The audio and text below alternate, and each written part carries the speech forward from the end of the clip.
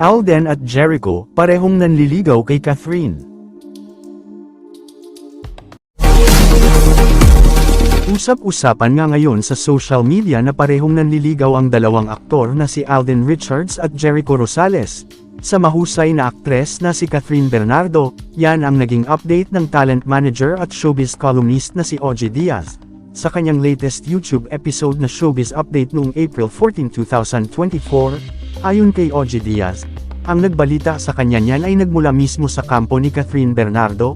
Well, according to my source sa kampo ni Catherine, nanliligaw na nga itong si Alden kay Catherine, at makikita naman daw yan sa kanilang body language, say ni Ogie.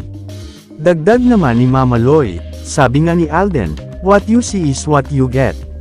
Sumang-ayon sa kanya ang vlogger at ibinunyag na bet ng pamilya ng aktres si Alden. Gustong-gusto raw ng pamilya ni Catherine si Alden kasi daw syempre lalo na kay Mommy Min. Si Alden ay isang negosyante, si Alden ay financially stable, responsible, kaya raw natutuwa at naaaliw kay Alden yung pamilya ni Catherine, chika pa ng talent manager.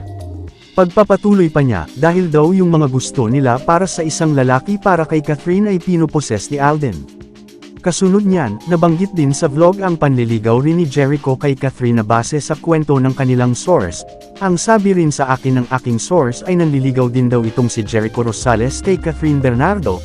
Sambit ni Ogie, patuloy pa niya, pero kung botohan daw sa pamilya ni Catherine parang mas boto sila kay Alden.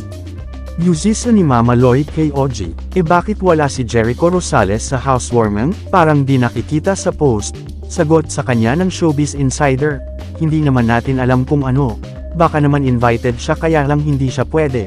Baka naman busy rin si Jericho sa bonding moments with the cast ng bagong teleserye na gagawin niya sa ABS-CBN na hindi natin alam kung kailan magsisimula. Baka doon abala si Jericho.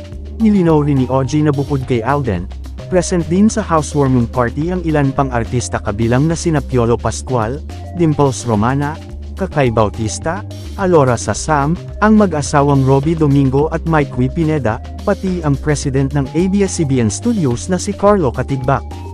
Ipinakita rin ni Ogie ang isang kumalat din na post ng isang fan na sinasabing anabangan nila sa isang awarding ceremony si Alden, pero hindi raw ito sumiput dahil mas pinili nitong puntahan si Catherine Bernardo sa house blessings.